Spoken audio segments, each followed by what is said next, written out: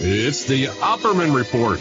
And now, here is investigator Ed Opperman. Okay, welcome to the Opperman Report. I'm your host, private investigator Ed Opperman.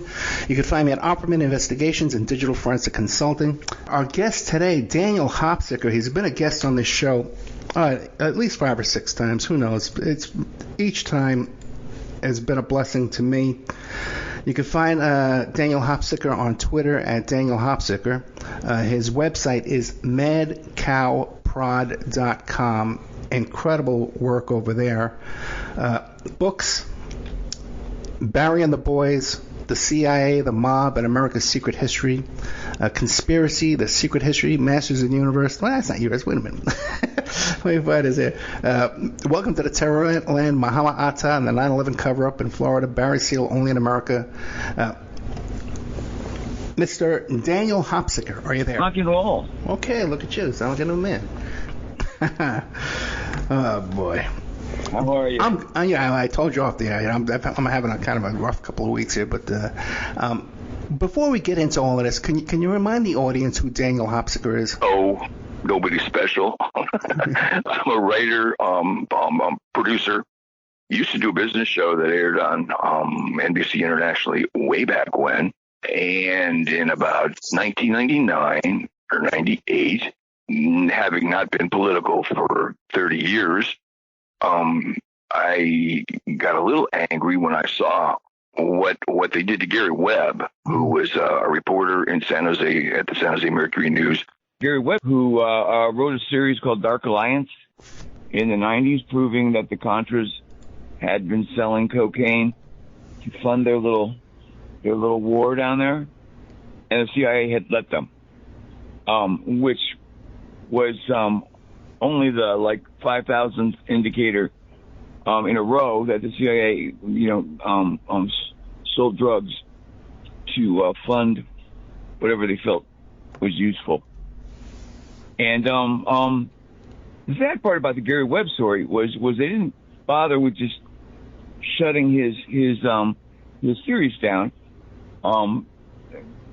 They went after him personally. Mm. So he got run out of news. He got run out of his industry. Couldn't get another job. He slowly lost everything he had. He lost his house, lost his family, lost his wife. And on the night he shot himself, they were coming the next day to confiscate the only thing he had left that he cared about, which is his motorcycle. So he shot himself. He shot himself twice. I guess he missed the first time. No, he didn't miss. He just didn't finish it. So he was serious. He was serious. And I don't know how you feel about the hereafter, Ed.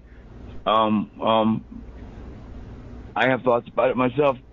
But you kill yourself like that, you have to feel like in your last moments that you're pretty much a loser. And he wasn't a loser. He became a hero to a lot of people, thousands of people, to anyone that watched while he went down. And by the way, too, the double gunshot suicides, it's not all that uncommon. I think it's about 4%. And you're right that's commitment. A lot of people after the first shot, if it's survive the first shot, they want to live. But yeah, there are double shot suicides. People think it's impossible. It depends on what you know, Ed. Okay. When Mike Rupert killed himself, I knew that was serious. That was suicide. Because he'd been kind of out to lunch for a while. Does that make sense? Who's that, Mike Gruber? Remember Mike? No, I don't. You don't remember Mike Rupert? Oh, Mike Rupert. Mike Rupert. Yes, I do. Mike Rupert. Yeah. I heard that story as well, too. Yeah, former cop. Never ascribe to conspiracy that which can be explained as mere stupidity. You know, we do a lot of dumb things, don't we? Yeah, tell me about it. Yeah. But now, Daniel, what about yourself, though, man? You've also come under a lot of opposition. I know you had a couple of lawsuits that were devastating to you. No, nothing. You know, what happens is that when you get into doing what I did, Yeah. it comes with the territory. Think about it. It's kind of if they only sue you, that's pretty much a backhand compliment, isn't it? I mean, we live in a world where journalists regularly go missing. Okay. Mm. And they don't here. And isn't that wonderful? I mean, that is probably Exhibit A in God Bless America. Okay, they don't have to shoot you here. They can just sort of freeze you out, and that accomplishes the same thing. Yeah.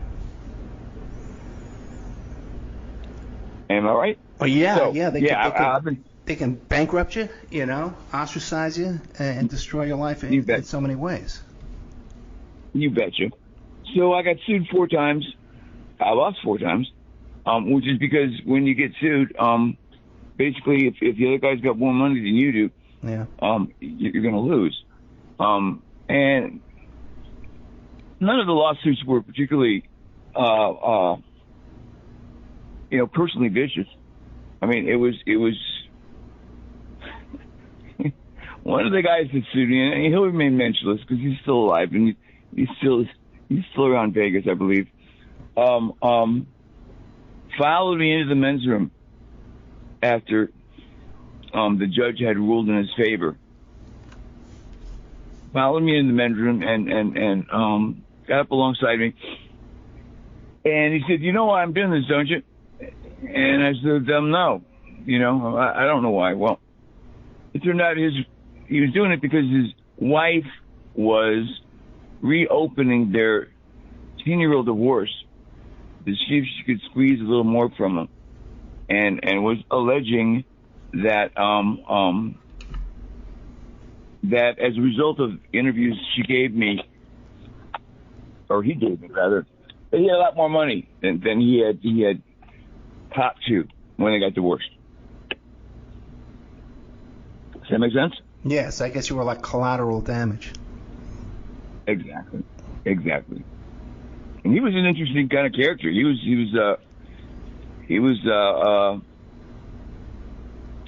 there the day Kennedy got killed.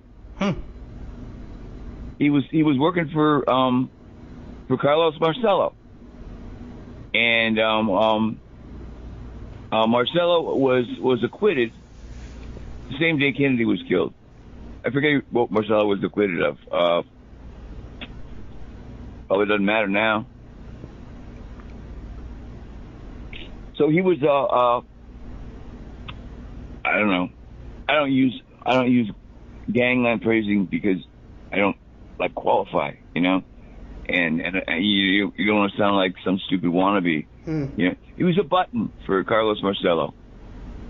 He did business.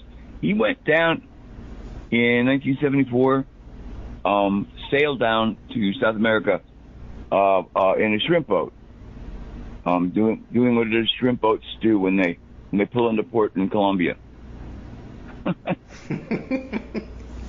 Well, let me ask you this then, man, okay? Because you said, okay, fine, you're not going to use your old wise guy lingo.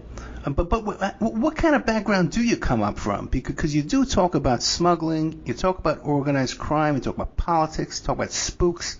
Where does Daniel Hopsicker come out of that he has this? Dude, I'm just a former Catholic boy from the Midwest. Actually, my stories are mildly interesting. So I'll give you the short story of it. I grew up in a suburb of Chicago, with all of the ordinariness that entails.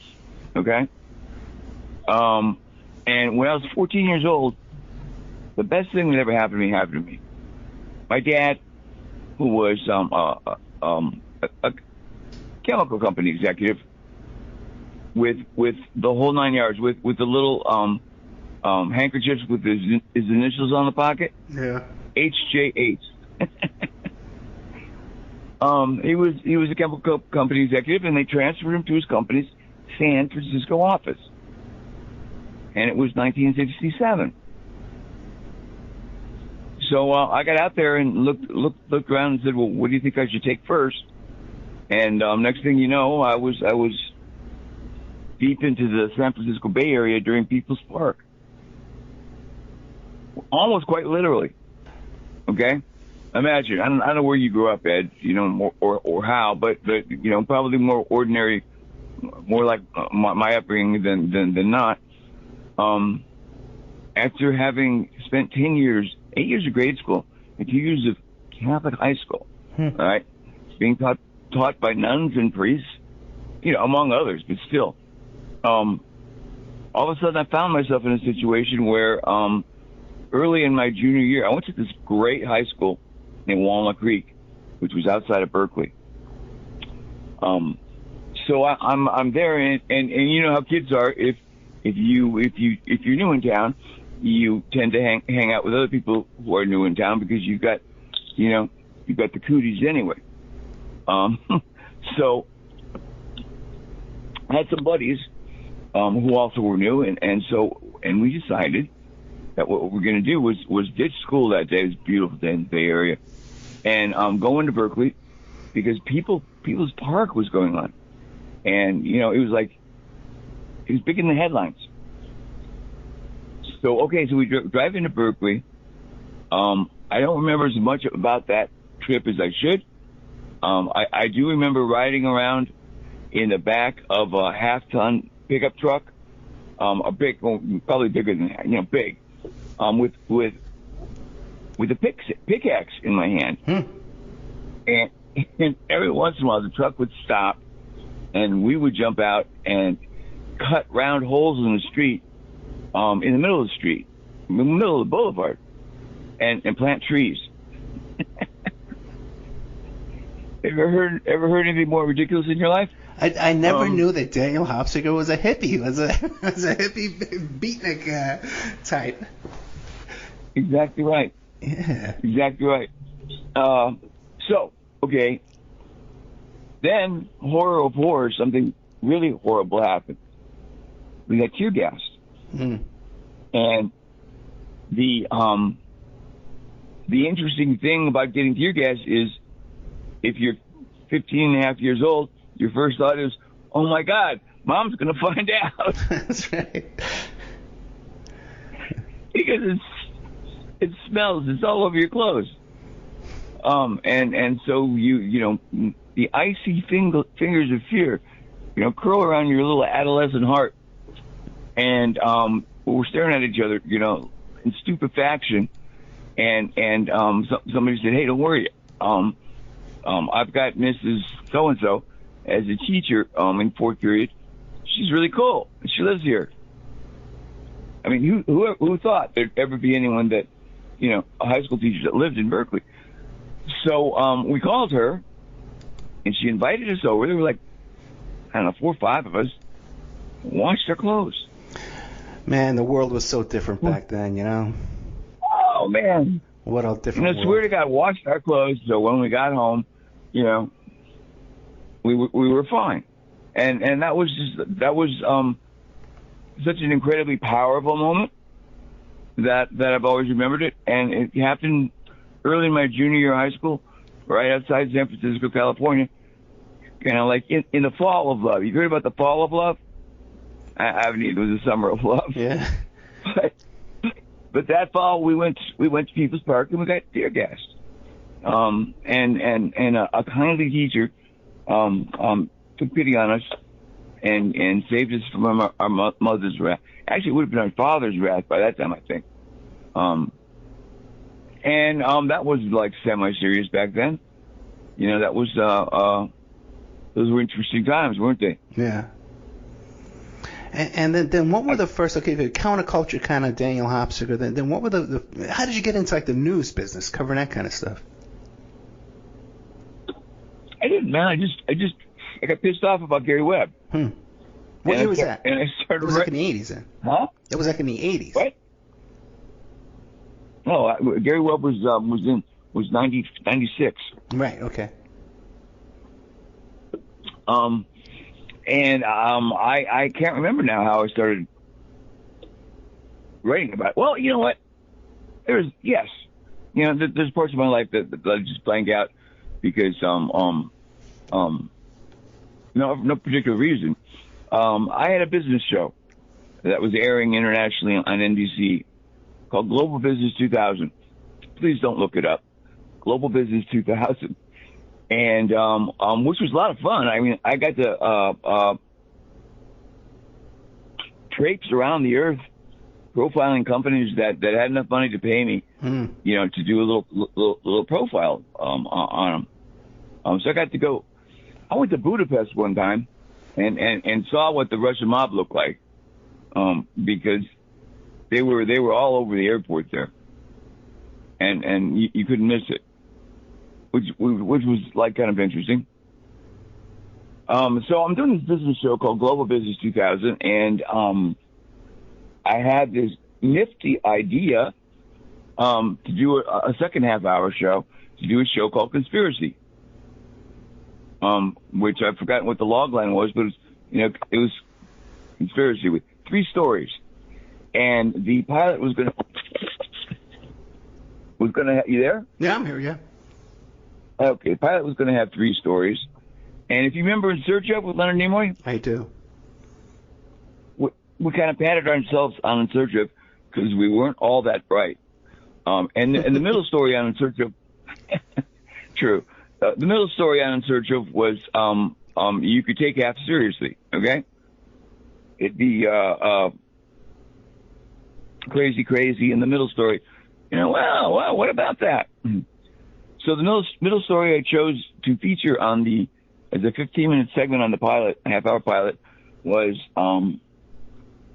Barry Seal. Now, I don't know how much your audience knows about Barry Seal. Barry Seal was America's first contemporarily famous drug smuggler. Well known for daring do in the air in the 80s. Barry Seal. And by choosing Barry Seal to profile, what I had done by accident was to focus on the main line, on what was the main line. I mean, all of this, Gary's story was about San Francisco, in the Contras selling cocaine in San Francisco, and what I focused on was Barry Seal. And Barry Seal focused smuggled right through Florida and Louisiana. And I believe someone once said he smuggled 50 tons of cocaine into Mena, Arkansas. 50 tons is an awful lot, to define what you're doing with it, smuggling. Not much sneaking going on, right? 50 tons. Yeah. It's more like stash those boxes over here. Yeah, that's a good one. Yeah. So Barry Seal was the main line, and the stuff I profiled included stuff no one had heard much about.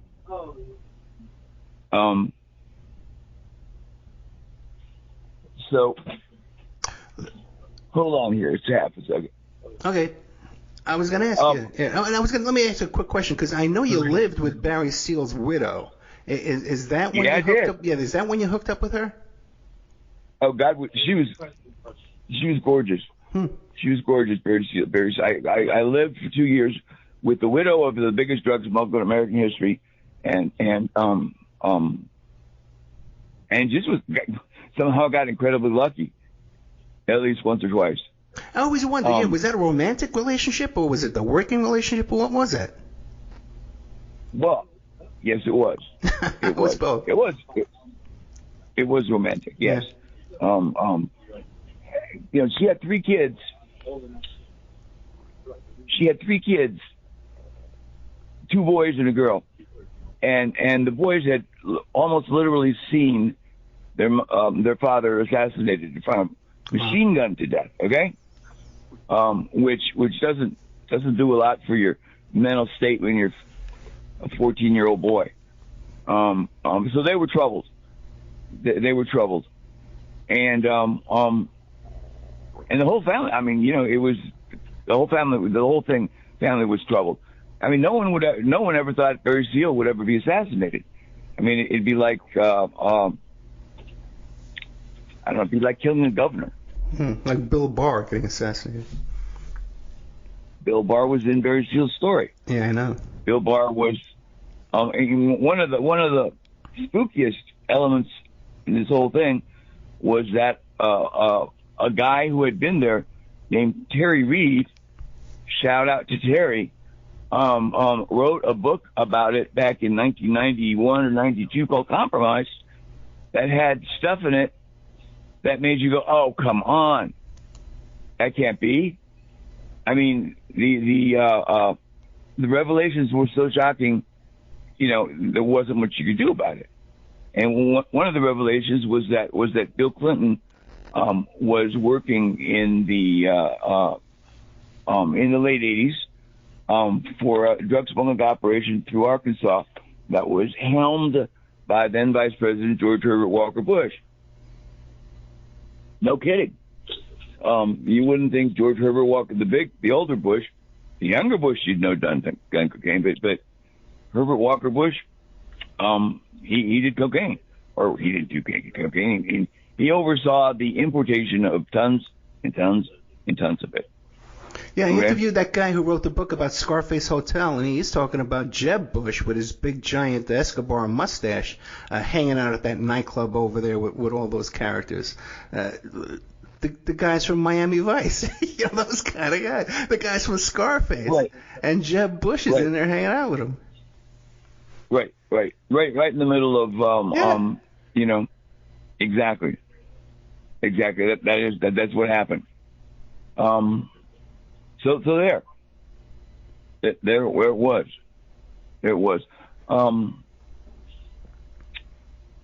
Well, then, Daniel Hopsicker, what is it? That the biggest drug smugglers, the people with the biggest drug connections, they get to become president? Thanks, Pat.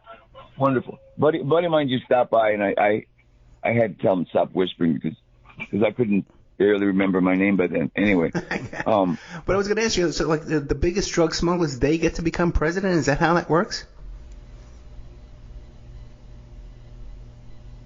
How it worked was described to me succinctly in one sentence by a bail bondsman in St. Tammany Parish in Louisiana. We went down to bail out her 2 sons because they'd gotten busted for doing something stupid. They were doing a lot of stupid things back then. They were like researching doing stupid things.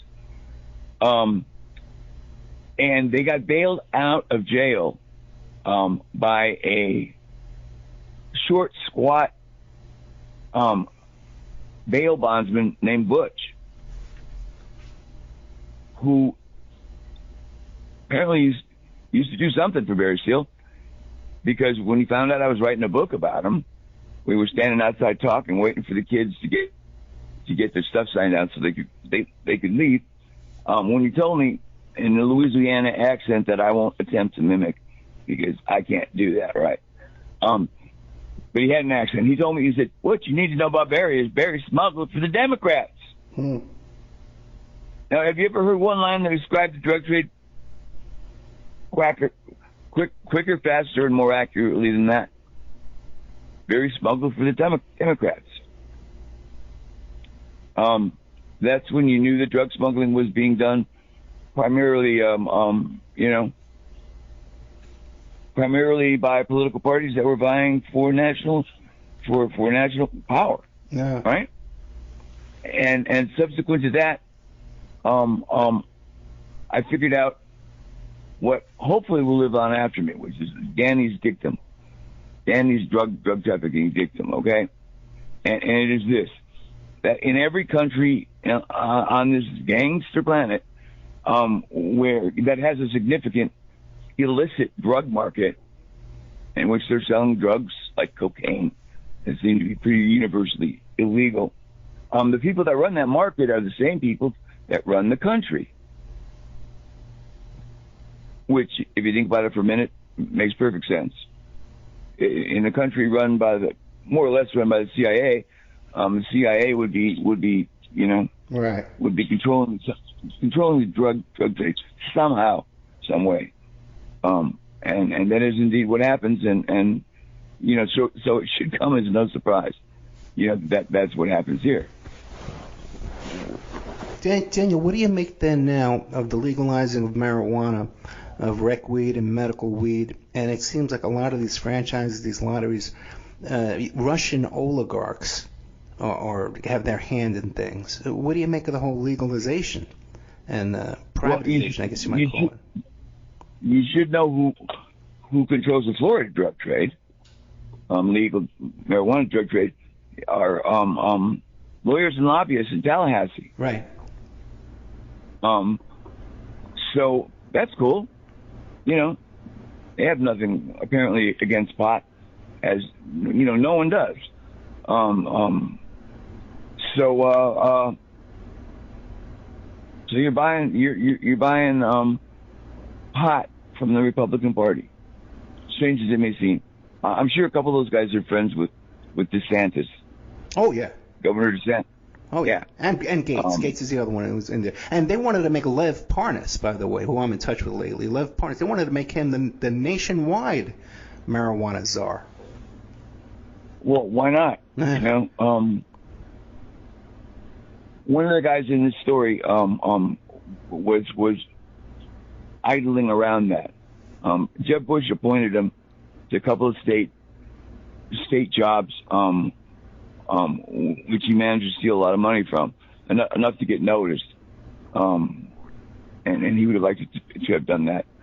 Anyway, so that's how it goes. That's how it goes. And here I am, still here,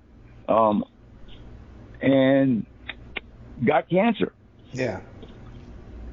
Got prostate cancer.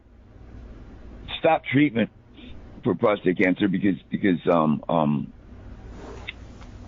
the treatment was I don't know if it was useful or not, but it made me feel like like curling up and dying. It was just too strong. And I stopped treatment, and subsequently the cancer metastasized, and so here I am.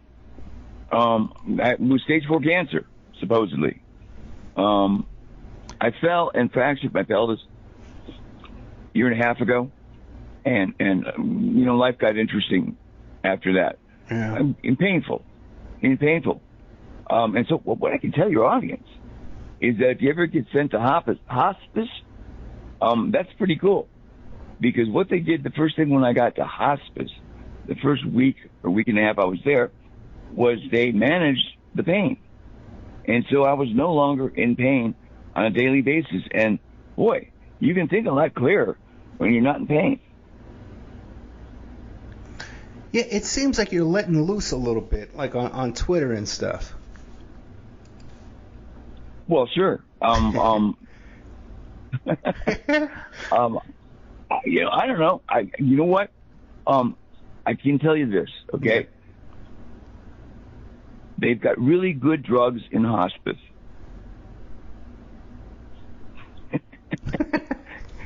But I mean, I take a measured hit of morphine in the morning, a measured hit of morphine at night. In between, if I want some Dilaudid, they're happy to pass on a couple, and I'm not in pain. I mean, I'm not bouncing around totally stoned either. Yeah. Because it's a measured dose, and it's enough to take away the pain. And that's a nice thing. How long do you think you can maintain this? Interesting question. I have really no idea. Anywhere from 10 days to 2 weeks. Oh, really? From 10 days. No, I'm sorry. Yeah, from 10 days to more than 5 years. Okay. More than 5. I heard from more than one medical professional. Now, first thing I did was I called a buddy of mine who's a doctor out in Torrance, California. A buddy who had experienced that whole Gary Webb thing, contemporaneously with me, and was a really cool guy. And I said, what's up, Doc?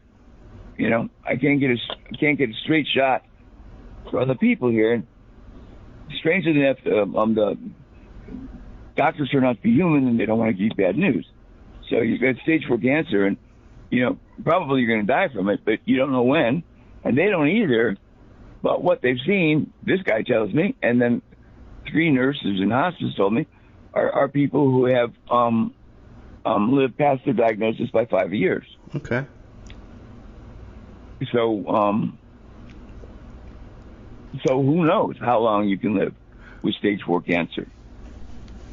I don't know. But then let me ask you this, because you felt the need to write this story in a New York Minute, Everything Can Change. You felt the need to tell the world about your situation. Why was that? You felt the need to tell it now. Because some idiot leaked it. Oh, no, who's the idiot? Not me, I hope. Who's the idiot? Oh, no, he's a nice guy, man. Okay. He's a guy with kind of a funny hippie name from like Arkansas. Okay. And a good, a well-meaning person. and after it leaked, when it leaked the first time, I just published a little note about it and turned it around backwards on my website so that no one could see it unless they actually clicked on it. And so that was okay. A couple dozen people found out. But then he sent out a broadcast email titled "Mad Cow is Dying," all in caps. And so it was something I was going to have to address. Right. Okay. And so I did. Sat down, thought, wrote up a few paragraphs worth of thoughts. Figured one of them wasn't nice to make somebody laugh, and published it on the website. It's not a 5-star headline. I've got a fatal disease potential. Likely I will die of metastatic prostate cancer sometime between now and 5+ years, and I won't be able to tell when until apparently just slightly beforehand. Well, I'm just not sure quite how that works. But what I do know about it is having spent 2 weeks in hospice before they released me to the general population, I know that the wonderful thing is that because of hospice, nobody has to die in pain. And that wasn't that a cool revelation? It was. And all of us, we're only guaranteed our last breath that we've just taken. No one's guaranteed. No one is obviously we not all have diagnoses, but we're only promised that last breath we take. But now looking back on your life, do you and the path you've chosen, exposing. Go ahead. Looking back on your life, okay. This is like the first posthumous interview. Okay. All right. I work with Daniel Hopsicker, who passed away 3 weeks ago. Looking back on your life, though, come on, there's an opportunity. Looking back on your life, okay, as I look back on my life, do you regret taking? Looking back on my life, I've had a terrific frigging time. Yeah. Okay. I lived my life. I didn't live anyone else's. And it was like an exceptionally interesting life because I was in California, from the late 60s through the early 2000s. And I can't think of any place I'd have rather been. Some really interesting stuff went on and including people I knew around the edges, like Timothy Leary. I got to meet Timothy Leary, How cool was that? It was a social revolution. It wasn't a violent revolution, but it was in some ways better than a violent revolution because it was only intermittently violent. All right, it could be violent if they decided that things weren't going well without a little of the old ultra violence, but it was fun. And it was revelatory. I got to find stuff out, dude. Yeah. Okay. When I got into this, I decided I had it in me to have some idea of what was going on while I was alive before I died. And damn if I didn't come close. True story. Out of all the stories you broke, which one are you the most proud of that you'd like people to know about? You know what? Any of 100. When I found out that the big, I was talking to an Arkansas state cop who got anthraxed around the Mina. He was a state investigator that found out what was going on in Mina. And he wouldn't shut up about it, so they gave him anthrax. And he likes to die, as they say in that part of the country. And he described it succinctly as one might who had been almost murdered by anthrax. He said, what happens when you find out that the biggest drug smuggler in the country is the country? Which pretty much sums it up, don't you think? Yeah, interesting, too, that the method would be anthrax, which also popped up around 9/11 with the same cast of characters, Mena, Arkansas smugglers, and some of the folks in power, at least, in positions at 9/11. Yeah, exactly. And because what I researched, okay, you want to know what I'm proudest about? Yeah. Is I discovered that Barry Seal, who in the early 80s became the biggest drug smuggler, contemporaneous drug smuggler, most famous drug smuggler in American history, had flown a getaway plane after the Kennedy assassination. Let that one, slap you in the face for a minute. True story. Now, who'd you hear that from? Oh God. Well, that was when I discovered the true definition of an open secret. Because in New Orleans, his participation in the assassination was what's known as an open secret. So one time I found myself, after, I guess this was after I finished the book before it came out, having dinner with a unsuccessful candidate for city council in New Orleans, a Republican, because they lost, and because she was smart. Okay, she was a smart lady, and in New Orleans, in Louisiana, by law, you are allowed to examine the election machines 2 days after the election. They're all in a big warehouse, and you get to go in and play around with it if you want. And she went in and she brought a cameraman with her. Apparently she'd seen something like this happen before, and she pretended to vote for herself. Her name was Jambaluka. I vote for Jambaluka. It comes out Rothstein. Vote for Jambaluka, comes out Rothstein. Okay, so she voted for herself half a dozen times, and each time she voted, the machine said she voted for the other guy, the other candidate, which is kind of proof of election finagling. And we were having dinner.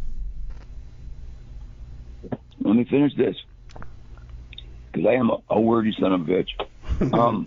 We were having dinner with her biggest backer, who was an Italian restaurateur in New Orleans, who owned one of the most famous restaurants in New Orleans, okay? Kind of a slick mob guy in his late 50s.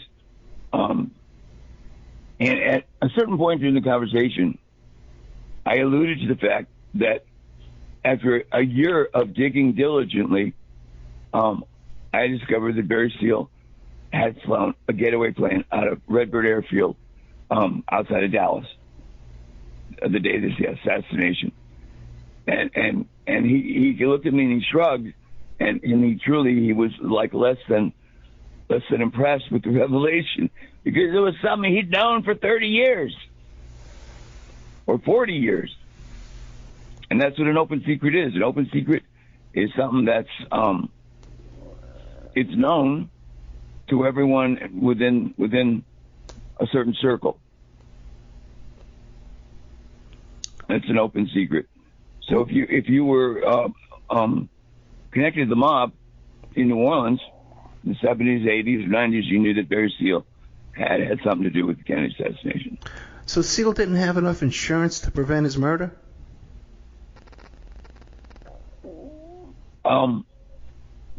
Truly, I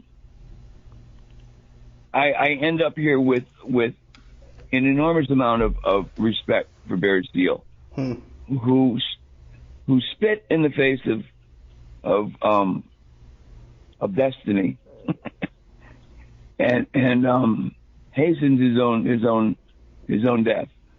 He went up against George Herbert Walker Bush. He said he threw down the gauntlet. He had with him at all times incriminating evidence implicating the two Bush boys in drug trafficking, like Jeb Bush loading drugs onto planes, and George standing next to him, which that's enough to get you killed, and it got him killed for sure, and then all the evidence went missing, and if you didn't know that evidence went missing, when the FBI got involved in something like 10 minutes after it happened, you weren't paying attention. So he could have known that the evidence he thought was going to prevent him from being assassinated was going to be immediately confiscated. No one would ever hear about it again, but he did not, and he paid the price. So here's the Barry who went up against the mob as just a regular guy in New Orleans, Louisiana, in 1986. End story. You were pretty infuriated by that Tom Cruise movie, right? God, it wasn't meaningful enough to get excited about. It's just evidence that nobody was ever going to pay for what I knew. Okay. And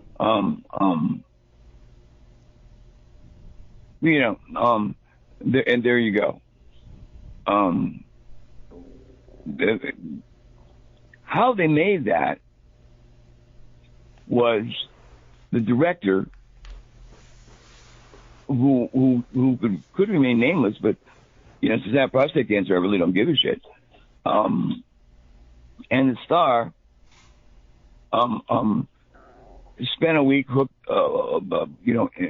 involved in a homosexual tryst in exclusive hotel somewhere and said, screw this Barry Seal story. We can come up with something more exciting.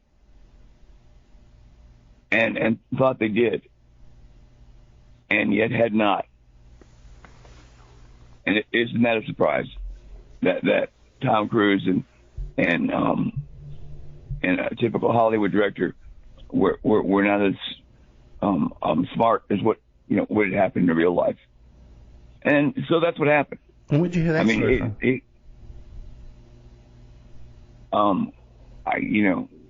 Why would I tell you? You can't tell me. Why would I want to tell you? It happened. Gotcha. Okay, it happened. I mean, a movie like that movie could have been great, man. Yeah. Barry Seal story. What you think of the one with Dennis Hopper? I mean, what? The movie with Dennis Hopper, the Barry Seal story with Dennis Hopper. Slightly better because it was more contemporaneous. It happened closer to the assassination. It was only like half a dozen years later. The true story of the assassination is the best story I tell in Barry and the Boys.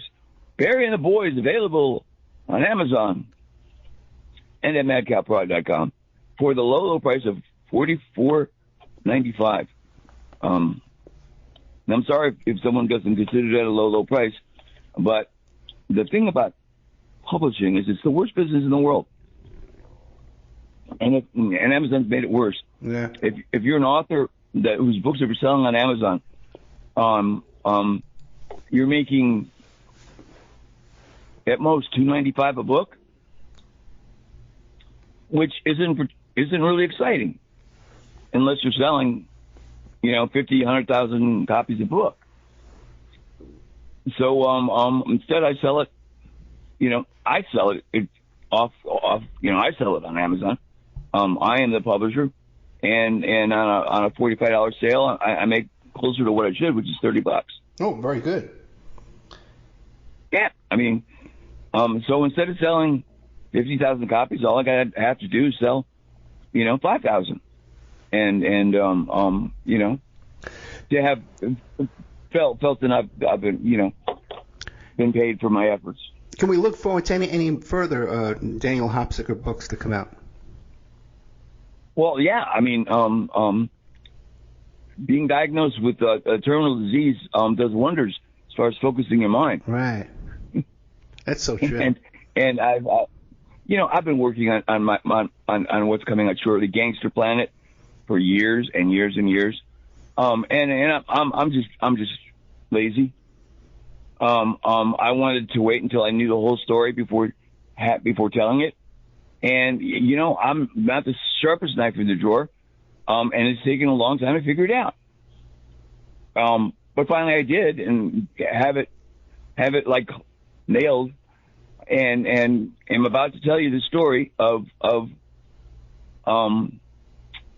the Florida-based alt-right Republican crime ring, which in conjunction with the Russian mob, and operating out of Sarasota, Florida, has just made enough money to make Donald J. Trump president. And Donald J. Trump would never have been president if someone else hadn't given him the money, because Donald J. Trump really doesn't care about anything, except Donald J. Trump. And, he wouldn't pay to be president. When he became president, it was a big surprise to him, or supposedly. I have no problem believing that, because he's too cheap to have paid to make himself president. But the Russian mob would, and they did, along with the Republican Party, out of Sarasota County, Florida. Ta-da!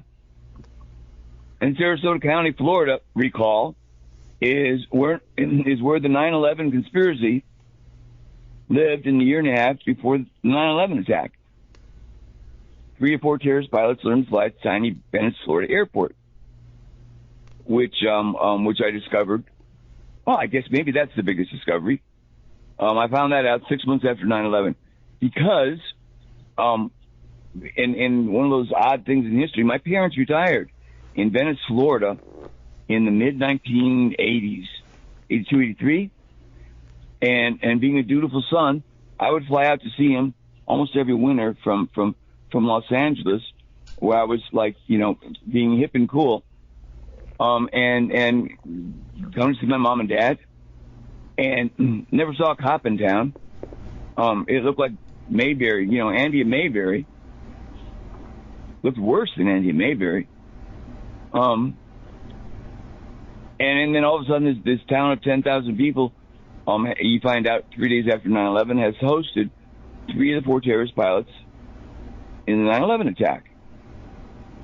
And don't that just make your brown eyes blue? Yeah, especially at that time. Especially at that time, these guys must have stuck out like a sore thumb. Yeah. You'd think. So I hadn't seen a policeman in Venice, Florida, in any of my dozen visits over the years. And then all of a sudden, the first day I got here, I got pulled over twice. And the second time, I had composed myself enough to ask the cop, you think it might be a good idea if I checked in with the chief? And he allowed that might be a good idea. And so I did. And I'm so ever so glad I did, because when I checked in with the chief, the first thing he did when I walked into his office, before I even introduced myself, was he stood up at his desk and he put his hands out in front of him, okay, waving them back and forth. He said, "Don't blame us. We didn't have anything to do with it." Okay? True story. Don't blame us. We didn't have anything to do with it. He was a local cop. Anything that went on at the Venice, Florida airport was the purview of the federal government and the federal government only, and he had nothing to do with it. He said the Venice airport, the Venice Municipal Airport, 2 tiny runways, he said, had always been the kind of place where things would be dead quiet, in the middle of the night, dead quiet, and then all of a sudden a Black Hawk helicopter would swoop in, land, and take off again 30 seconds later. So not even the pretense. Are you there? Yeah, I'm here. Yeah, can you hear me? Yeah, not even a pretense of keeping this stuff secret. Well, see, that's what happens when you visit certain parts of the country that are known for hosting the intelligence military complex, right? The military, what do they usually call it? The military industrial complex. Right. This is the intelligence industrial complex. This is where the spooks hang out. Mm. Right? They're not making machine guns. They're thinking up nifty conspiracies. I mean, it's home territory. In other words, okay? It's home territory. It's where you go. It's where you go to chill out between jobs. And I discovered that Sarasota, Florida, had been that chill out between jobs place since like the 40s. Used to hang out in Sarasota was E. Howard Hunt. And similar personages. He lived in Sarasota. So they ran ops out of Sarasota. And once again, I just gotten lucky. Yeah. I stumbled onto a place where my parents had retired, and so I knew drug smuggling activity, could not possibly be taking place there. And found out something different. So Sarasota, Florida is the Republican Mena, Arkansas. It's exactly the place where one political party controls everything up and down the line. They've got the director of elections. You need a director of elections? I got one for you. You need county sheriffs? I got them for you. You need the local newspaper. Sarasota was the home of the Sarasota Herald Times. Sarasota Herald, rather. owned by a family that had been involved in U.S. military involved drug trafficking since the 40s. Since the 40s. Do you know who? Okay, do a search on this guy's name and see if I'm not right. Claire Chennault led the Flying Tigers.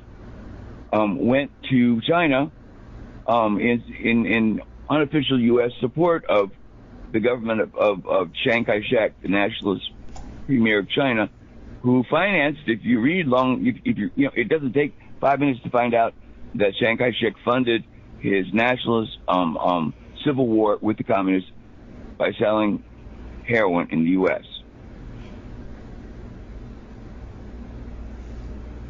You still with me, Ed? I'm still with you, yeah. I'm 100% with you. And as if that wasn't enough, right? As if that weren't enough, not only did they traffic heroin through Venice, Florida, Sarasota, Florida, and St. Petersburg, Florida, this is where they trained the pilots that flew the dope.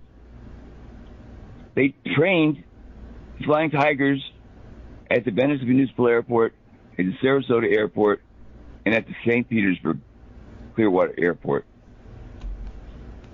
in the 40s. Yeah, all really tiny airports, yeah. Yeah. Well, these are the guys that you've seen in a dozen frolicking movies. Those wonderful guys, the boys, right? Just a rollicking group that, if they had some sacks of cocaine back there, alongside the rice, it was no big deal. Right.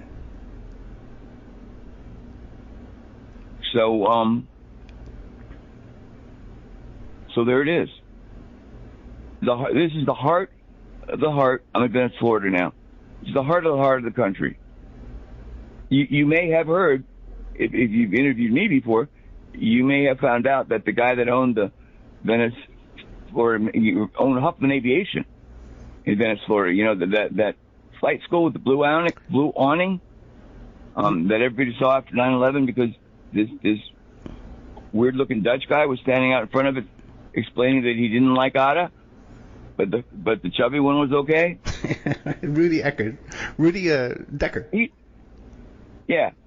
was the official spokesman, and if you keep your eyes open, you can spot them after the bombing in Boston, Boston Marathon bombing. The guy whose job it was to explain to us that the half dozen Chechen terrorists that had set bombs off there, weren't who they said they were. That's how. And the guy that was telling you, that his cousins were just stupid, was a CIA agent. Ruslan Was an AID officer in Pakistan. Yeah, Ruslan Sarni. That's right. Yeah, I spotted that guy in 10 seconds. Yeah.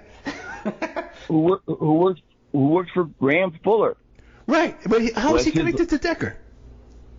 Bless his little pea-picking heart, Graham Fuller. So now you know who was running that op. Former high CIA mucky muck Graham Fuller, whose name was well known as well known as spooks like what was that guy after the Kennedy assassination? The counterintelligence guy. Dulles. No, Dulles ran the agency. Okay. He was the paranoid guy who always who saw Russian spies everywhere. You know what? His name escapes me at the moment. Okay. Which is okay. But he was well known. I mean, there are certain CIA agents that become well known during their lifetimes or shortly thereafter. And Graham Fuller has just joined that illustrious company because I've just outed him on nationwide radio, and I just hope they sue you first because you have assets that could be attached. Yeah, now I do. Yeah. Yeah. So there. Speaking of getting sued, go ahead. Having said everything I've already said, I want to give, a solid 2.5 cheers to the U.S. of A. Okay. 3 cheers for America. They don't kill you here. I mean, how smart do they have to be to not kill you? Okay, they have to be pretty smart, and they are pretty smart. They are pretty smart. They're smarter than we are. Yeah, they're smarter than we are. Daniel Hopsicker, let me ask you this then, okay? These youngsters, right nowadays, there's a lot of guys out there with YouTube channels and podcasts and stuff like that. They're trying to emulate the work of someone like Daniel Hopsicker. What kind of advice would you give to these kids, and what kind of warnings would you give to these kids? What, now that you've been elected to the Hall of Fame? Yeah. Yeah. In your first speech, tell us a little about how you made it happen. It's funny, dude. I do not know. You don't know? I wouldn't. I would suggest that you somehow find yourself extremely lucky, okay? And somehow luck into something that's far bigger than you thought it might possibly even be, okay? When I went to profile Barry Seal in Louisiana, I had no idea that what he was doing both through Louisiana and also through Miami was the biggest thing going on. And I listened to guys. I listened to Barry's money man, a guy by the name of Blackie, explain to me how they would pay for the cocaine they were buying from the Medellin cartel. Okay, you're with the CIA, and you got to be there when the transaction happens. Well, I mean, who would want to be there then? So what they did was they bought 2 floors out of a brand new condominium high-rise in Miami Beach, and they cut out the floor of one of them, and they passed the drugs up on an elevator. Wow. So they never had to meet. So, 10 tons of cocaine would come down, and what you'd send up is a couple of duffel bags, filled with, whatever, $100 million or however much they were paying. You never had to meet, and so that's how they did it. Now, that's a pretty interesting story. I don't know that I could have thought of something that clever. So shout out to our boys in the CIA. Very, very resourceful in supplying us drugs. Yeah, I had a fellow tell me once that to make sure you go out and meet as many people as you can, and that's how you become successful in life. But, you meet and become associate with as many people as you can, and you'll stumble on people with information or opportunities, Yeah. Yes, you have to put out a friendly vibe. Yeah. And be willing to accept help from where it's offered, and be humble enough to know that you don't know everything. I guess. Daniel Hopsicker, we've gone over time, and I told you, going into this, I had a live show tonight I got to do. What would you like to leave us with in this conversation? I'd like to have you back. Enjoy every sandwich. You there? Yeah, I'm here. Yeah. That's what David Letterman had. The guy that did Lawyer, Guns, and Money. Yeah. Warren Zevon. Yeah. He had him on a dozen times to his show, and the last time Zevon was dying, and they both knew it, and he acknowledged it on the show, and David Letterman asked him, if he had any advice to pass on. Yeah, and he said, enjoy every sandwich. So there you go. Enjoy every sandwich. I don't think when you're given a terminal diagnosis, I don't believe that like insight rushes in. They may slowly over time, but there it is. And I am having and have had a great time doing what I'm doing. And I hope I passed along a couple words of wisdom to your no doubt long-suffering audience. Well, Daniel, I can tell you there's no doubt in my mind you've passed on many, many words of wisdom and great reporting and great work that not only I admire, but I know all the listeners admire for over these years. I was lucky in the beginning to get you. You weren't doing any interviews back in those days. And I just, bulled my way in there. Hey, come on the show, buddy. And I got you to come on. Yes.